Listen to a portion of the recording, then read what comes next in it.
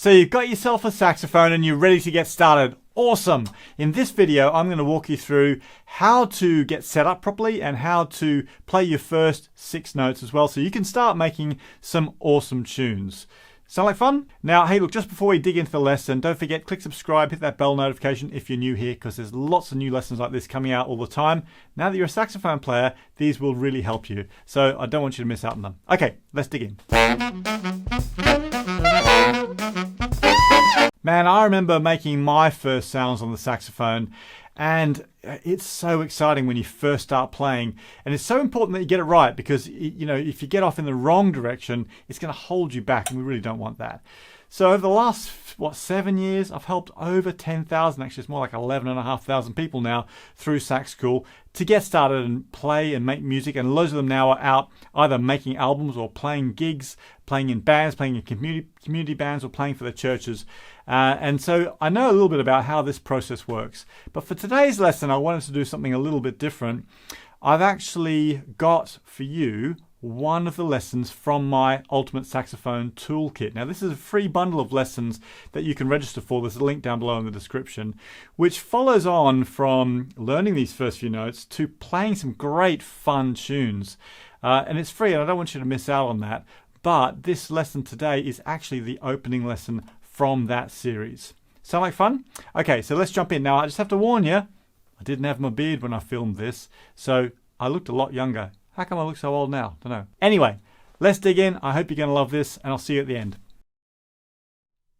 G'day, Nigel from Sax School. Welcome to my essential quick start for absolute beginners. If you're an absolute beginner saxophone player, then this is a great place for you to be, because in this lesson we're going to get started with all the essential stuff that you need to know in order to play saxophone, but we're going to scoot through it super fast. In fact, I'll tell you how this is going to work. This lesson works for any saxophone. It doesn't matter whether you're an alto or a tenor player, or even a soprano or a bari sax player, although generally we start playing on alto or tenor. So it doesn't matter what you play, you can use this lesson. But following on from this lesson, I've made a separate lesson for alto sax and a separate lesson for tenor sax. And in those 2 lessons, I'm going to teach you how to play your first song. So don't forget, those lessons that I'm talking about there are actually from the entire toolkit. So you can click the link below if you want to go and grab that toolkit. It's free. You definitely want to grab that because there's tons of great stuff in there. Okay, let's get back into it. Right, so hopefully you've got your saxophone. First thing I want you to do is grab your mouthpiece and your reed, and we're going to quickly run through how to put this together. So the sound on a saxophone is made by the mouthpiece, which goes on the very end of the instrument. And there's 3 elements involved with this. There's the mouthpiece itself, there's a reed, and then there's a ligature. Now, there's lots of different options for reed. I use synthetic reeds by Leger, but you most probably have a cane reed, which is the standard type of reed that everybody used up until recently. I just prefer these synthetic ones. Now, it's really important that you get the mouthpiece assembled correctly in order to get a good sound. So if you notice on the front of your mouthpiece there's a flat side. So if you hold that facing you, and then what I want you to do is to get your reed, pop it in your mouth, the thin end in your mouth. It's very important that the flat part of the back of the reed is nice and wet. So basically we're going to pop that onto the mouthpiece in a second, but first I want you to get your ligature and to pop your ligature on the mouthpiece. So you always want to pop the ligature on the mouthpiece first, because it's better for your reed. Now, there's different styles of ligatures. My ligature goes with the screw at the bottom, but if you've got one of those cloth ligatures, perhaps the screw is going to go at the top. So you'll be able to see which way it fits on. So slide your ligature onto your mouthpiece. And then once it's on there, we're going to slide the ligature up a little bit, and then flat face of the reed to the flat face of the mouthpiece. We're going to slide it in the thick end first. So I've got my thick end of the reed sliding underneath my ligature, sliding onto the mouthpiece. Okay, now this is super important. I'll show you one more time.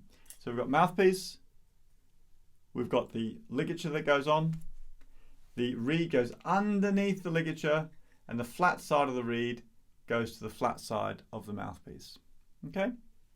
Now, when we're assembling our mouthpiece from there, what we're aiming to do is to get that reed so that it's even on both sides of the mouthpiece, and also just a fraction below the tip of the mouthpiece. Okay, so as I'm looking at my mouthpiece, I can see that it's even on both sides here, and just a fraction below the top here. Once I've got it in the right position, I'm going to hold it in place with my thumb, slide my ligature down. It's not playing games for me today. There we go. Slide my ligature down, and then tighten my ligature to hold that reed in place. Okay?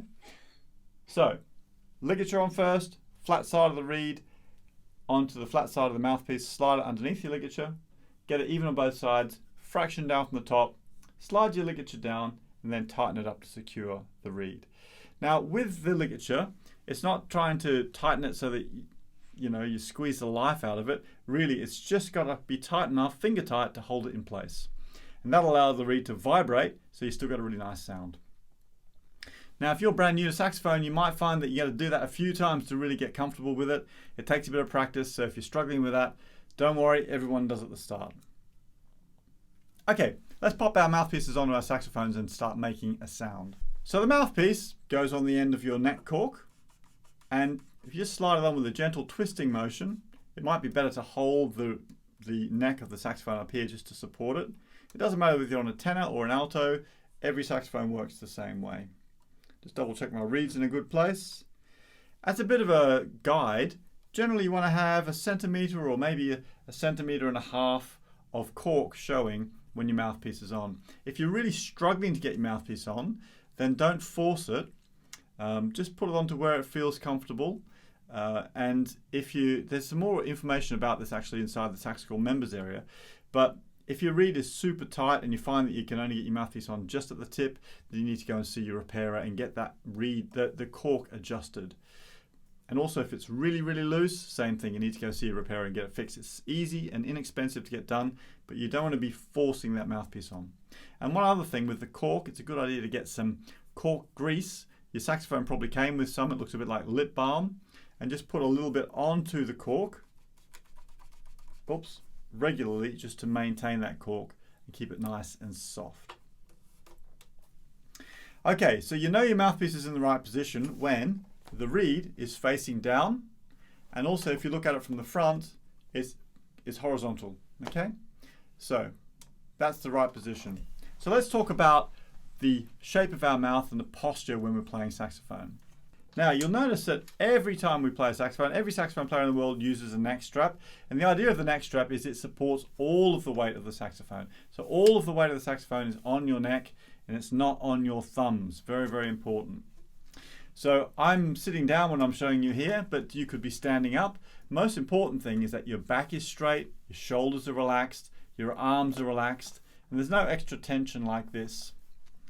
So our hands, our right thumb goes under the hook at the back bottom of the saxophone, and our left thumb goes on the black button up toward the top of the saxophone. Okay, so left hand on the black button, right hand underneath the hook. So for now, just put your thumbs there and just close your hands around the front of the saxophone, but don't press any keys down. And let's talk about your embouchure here. So to get a good sound on the mouthpiece and to support the mouthpiece so that the reed can vibrate clearly, what we need to do is make a tiny cushion with our bottom lip. If you think about saying voo, voo, before you say the oo part, your lip is the bottom lip is naturally over your teeth a little bit. And it forms a little cushion on top of your mouth, on top of your teeth. So try making that shape like that, and then rest the reed on top of that cushion. Your top teeth make contact with the top of the mouthpiece, and then your lips form a nice round seal around the mouthpiece. So cushion, top teeth on, make a seal with your lips. Okay, now once you're in that position, and by the way, you should have about, I don't know, 1 centimetre or so of mouthpiece in your mouth. Not the whole thing, not too little, just about 1 centimetre or so. Slightly less on an alto saxophone. So V, top teeth on, make a seal with my lips, and then take a big deep breath and blow out.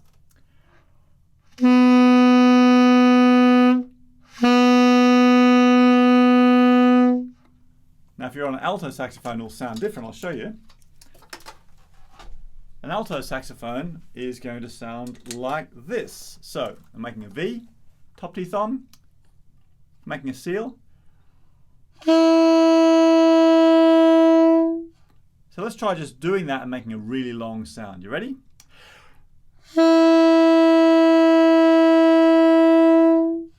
Hey, just before we crack on with the rest of the lesson, tell me in a comment below, what was the famous saxophone solo that you heard or a recording that really inspired you to want to learn saxophone? Was it something like Clarence Clemens, or was it Baker Street, or was it The Sexy Sax Man, or was it some classical piece? Let me know in a comment, I'd love to know. Now we have a technique that we use to start every note on the saxophone. It's called tonguing. And all we're doing is we're touching the tip of the mouth of the reed here with our tongue. And we're releasing our tongue to make the note sound. So we're going two, two, two. So we don't use our voice, but it's exactly the same tongue movement as if you said two. Two, two, two. So let's try putting our mouthpieces in, no fingers down, putting our tongue on the reed and then going two and making a sound.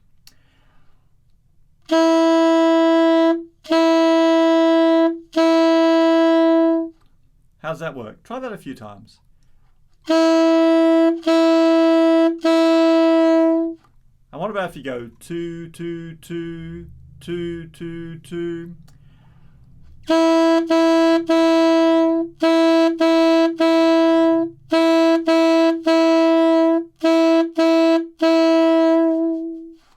Okay, tonguing is super important.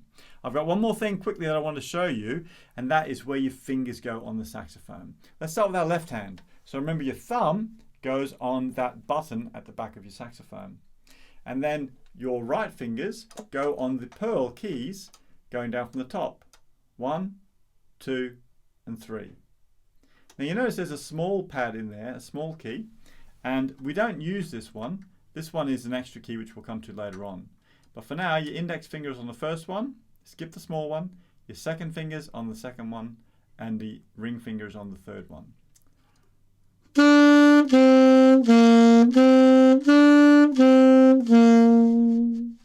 It's easier for the right hand because you've only got 3 pearls down there. Your right finger, your first index finger goes on the first one, middle finger on the second, ring finger on the third. Now always when we put our right hand down, we must have our left hand down first. So if you think about the saxophone like a big long tube, and there's holes down the tube, and we close the holes off to make the tube longer. So when we've got this finger down, the tube is this long. This finger down, 2 fingers, it's this long. And for 3 fingers, it's now this long. So then if you think about for the bottom hand, when you've got your index finger down your right hand, the tube is now all the way down to here. So you must have this hand down first for that one to work. Does that make sense? So the order that our fingers go down on the saxophone is starting with the left hand, index finger, add the second finger, add the third finger, and then add the right hand first finger, second finger, and third finger. So just to finish up now, let's do all those notes from one finger with the left hand, adding on the fingers as we go down. And if you want to be really clever, you can start each of these notes with a 2. Here we go.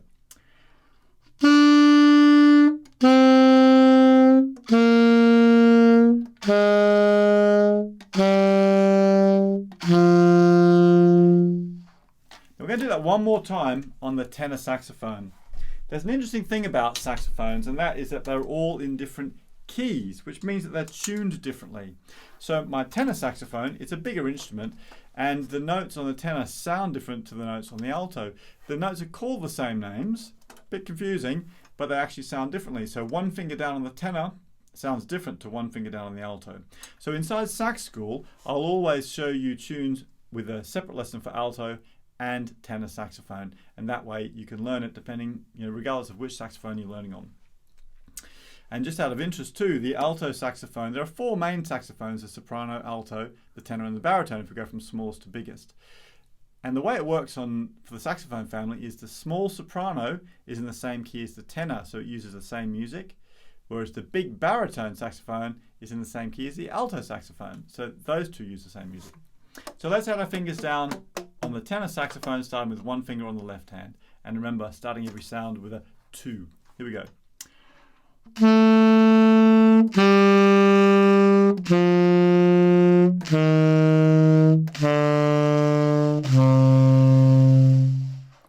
I hope this lesson really helped you. You know, now that you have these first notes down and you know how to make a good sound, then the world's your oyster. You can start playing some great tunes. So make sure you do go over and grab my free Saxophone Tool Kit lesson bundle, because it follows on right from this lesson where we start to learn some really cool tunes.